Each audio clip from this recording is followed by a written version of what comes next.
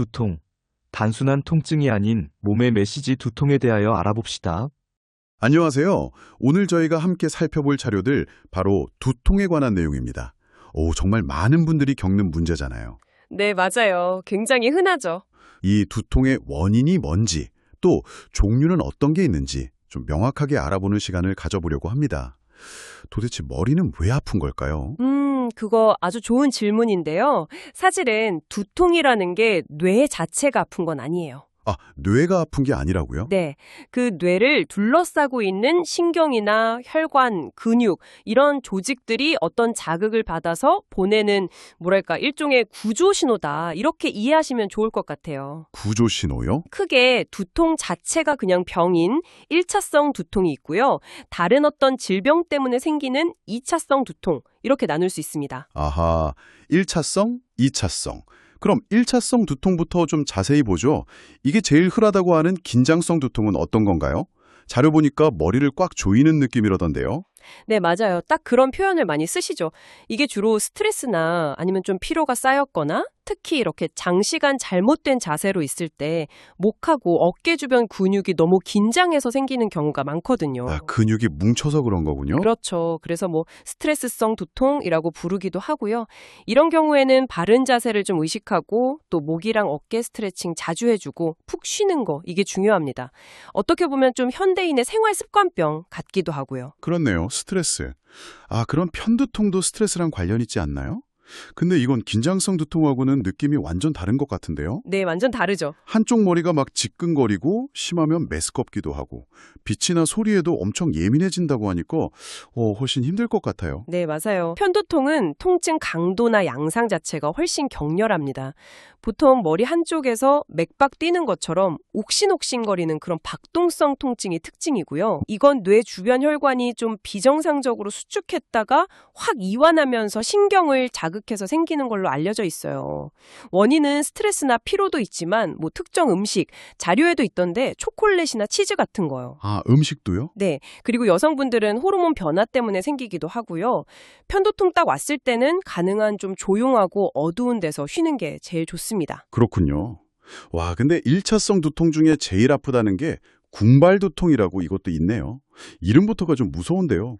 군발두통, 네. 자료에서는 자살두통 이런 별명까지 있다던데 얼마나 아프면 그럴까요? 정말 상상하기 힘든 고통이죠. 군발두통은 겪어본 분들 말로는 인간이 느낄 수 있는 통증 중에 거의 최고 수준이라고 하니까요. 세상에. 주로 한쪽 눈 주변이나 관자놀이 쪽 거기를 막 칼로 찌르는 것 같다. 아니면 불로 지지는 것 같다. 이런 식의 아주 격렬한 통증이 짧게는 한 15분, 길게는 3시간까지도 가요. 그렇게 오래요? 네. 그러면서 특징적으로 눈물이 막 나거나 콧물이 흐르거나 코가 막히거나 눈이 빨개지거나 이런 자율신경 증상이 같이 나타나요. 그리고 이게 특정 기관에 막 몰아서 발생하거든요. 그래서 군발성이라고 부르는 거고요. 몰아서 오는군요. 네. 안타깝게도 아직 왜 생기는지는 명확하게 밝혀지진 않았어요. 그래서 이건 정말 반드시 신경과 전문의 만나서 진단받고 치료 계획을 세워야 합니다. 1차성 두통만 해도 이렇게 복잡하네요. 그럼 이제 2차성 두통으로 넘어가 볼까요? 이건 다른 병 때문에 생긴다고 하셨죠? 혹시 감기 걸렸을 때 머리 아픈 거? 그런 것도 해당되나요? 네, 맞습니다. 그런 감기나 아니면 축농증 같은 거, 부비동염이라고 하죠. 그런 비교적 흔하고 덜 심각한 원인도 물론 있고요. 네네. 근데 중요한 건 이게 고혈압성 위기라든가 뇌종양, 아니면 뇌출혈, 뇌경색 같은 뇌혈관 질환, 심지어 뇌수막염 같은 정말 생명을 위협할 수 있는 심각한 병의 경고등일 수도 있다는 점이에요. 경고등이요? 네. 그래서 2차성 두통은 통증 그 자체보다도 혹시 숨어있는 다른 원인이 있나 이걸 찾는 게 핵심입니다. 그렇군요. 이게 심각한 병의 신호일 수도 있다니까 좀 걱정되는데요. 어떤 경우에 특히 이거 그냥 두통 아닌 것 같은데? 알아챌 만한 그런 위험 신호 같은 게 있을까요? 네, 당연히 있죠. 자료들에서도 공통적으로 강조하는 적신호, 레드 플래그라고 하는 것들이 있습니다. 적신호. 네. 예를 들어서 정말 평생 처음 느껴보는 막 벼락치듯이 갑자기 너무너무 극심한 두통이 생겼다거나 벼락치듯이요? 와. 네. 아니면 시간이 갈수록 두통이 점점 더 심해진다거나 두통이랑 같이 열이 나고 목이 뻣뻣해진다. 이러면 뇌수막염을 의심해야 하고요.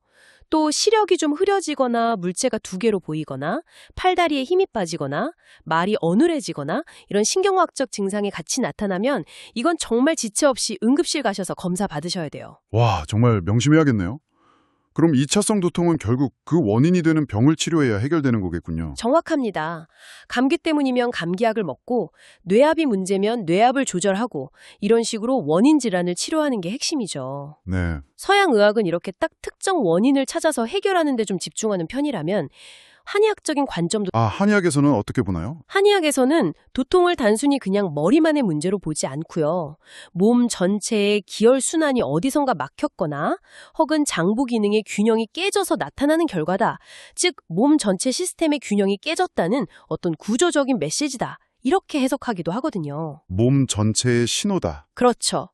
그래서 치료도 머리만 보는 게 아니라 몸 전체의 균형을 다시 맞춰주는 데 좀 더 초점을 두는 경향이 있습니다. 그렇군요. 오늘 쭉 들어보니까 이 두통이라는 게 그냥 아프고 불편한 걸 넘어서 우리 몸이 보내는 되게 중요한 정보라는 생각이 드네요. 네, 맞습니다. 1차성이든 2차성이든 종류도 원인도 다양하고 특히 2차성 두통의 위험 신호는 진짜 꼭 기억해야 됐어요. 그냥 진통제 먹고 넘길 게 아니라 내 몸이 지금 무슨 일을 하는 건지 좀 귀를 기울여 봐야 할 것 같습니다. 네, 핵심을 정확히 짚으셨어요. 통증이라는 게 우리 몸의 방어기제이기도 하고 또 소통 방식이기도 하거든요. 특히 평소에 겪던 두통이랑 양상이 좀 다르다거나 아까 말씀드린 그런 위험 신호가 보인다면 절대 가볍게 보시면 안 되고요. 반드시 근본 원인을 찾아서 해결하려는 노력이 필요합니다. 네. 오늘 저희가 함께 이렇게 파헤쳐본 내용들을 바탕으로 지금 혹시 당신이 가끔 느끼는 그 두통은 어떤 유형에 좀 더 가까울까? 그리고 혹시 그 통증 너머에 당신 몸이 보내는 더 깊은 이야기가 숨어 있는 건 아닐까? 잠시 한번 생각해 보시는 시간을 가져보시면 어떨까요? 어쩌면 생활 습관 속에서 작은 변화가 필요하다는 신호일 수도 있으니까요.